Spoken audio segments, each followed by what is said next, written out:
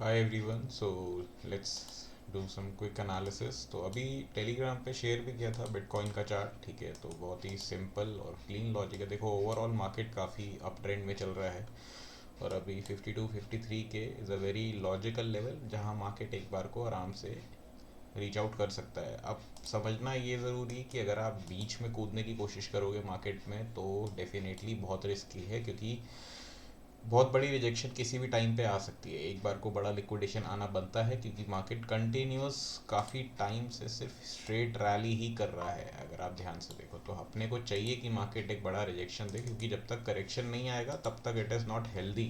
तो जितना जैसे ये बड़ा बड़ा मूवमेंट ऊपर की तरफ देता रहेगा, बहुत बड़ा रिजेक्शन भी दे देगा। So what we need a decent correction.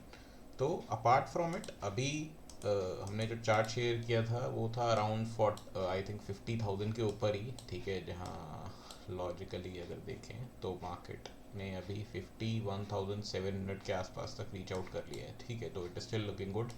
Ethereum का चार्ट हमने मेंबर्स के साथ शेयर किया था मैंने, बहुत ही क्लीन लॉजिक था। ठीक है, जस्ट ये जब पॉइंट पे ब्रेकआउट हो रहा था मार्केट का अराउंड दिस एरिया, यहाँ पर हमने एंट्री का, और 2800 और 3000 ये काफ़ी लॉजिकल लेवल्स नज़र आ रहे हैं इथेरियम के हिसाब से। ठीक है, now based on the bigger structure market is looking very good. Bitcoin को थोड़ा कूल ऑफ होना पड़ेगा, क्योंकि बिटकॉइन काफ़ी ज़्यादा रैली कर चुका है। तो अगर बिटकॉइन कूल ऑफ होगा तो ऐसे में ऑल्ट कॉइन्स को मौका मिलेगा और ज़्यादा पंप करने का। सेम केस में डॉट को देखते हैं। ठीक है, तो this is clean chart of dot. एक ट्रेंड लाइन का ब्रेकआउट हो गया, ट्रेंड लाइन का ब्रेक करने के बाद काफ़ी कंसोलिडेशन फेज के बाद अब करंटली पंप आ गया है। ठीक है, अब यहाँ ये क्लोजर मिलने के बाद अगर मार्केट यहाँ सस्टेन करता है तो definitely we are ready for dot two for 8.5 से लेके $10 रीजन। ठीक है, तो ये एक प्रॉपर जोन है जहाँ डॉट बहुत ही लॉजिकल लग रहा है जाता हुआ। अब इसमें कुछ दिन लग सकते हैं, क्योंकि अगर मार्केट कंसोलिडेट करेगा तो थोड़ा थोड़ा टाइम लगे, कुछ भी फटाफट नहीं होने वाला है।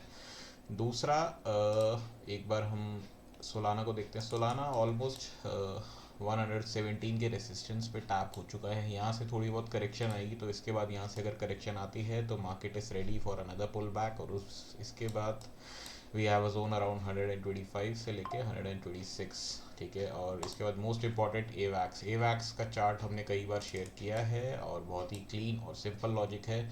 यहाँ से ये इतना टारगेट देता हुआ बहुत लॉजिकल लग रहा है। अभी करेंटली एक जोन फिल आउट हो चुका है, अराउंड 13-14% की रेंज है। तो मैं इसमें पर्सनली स्पॉट पे काफ़ी क्वांटिटी लेके बैठा हुआ हूँ, और फॉर ट्रेडिंग मैं इसमें स्मॉलर टाइम फ्रेम में जैसे अपॉर्चुनिटी दिखती है तो मैं उस पर चीज़ें करने की कोशिश करता हूँ। तो जैसे अभी based on a smaller structure market अभी यहाँ पे रेसिस्टेंस ले रहा है, तो व्हाट आई वांट कि एक कैंडल क्लोजर दे इस लेवल के ऊपर।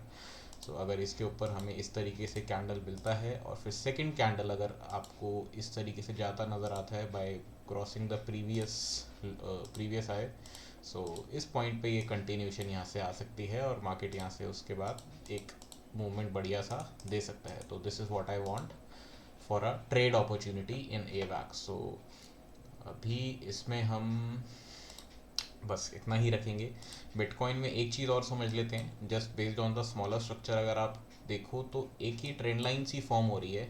ठीक है, और ट्रेंड लाइन का लॉजिक बहुत सिंपल है, दिस दिस दिस।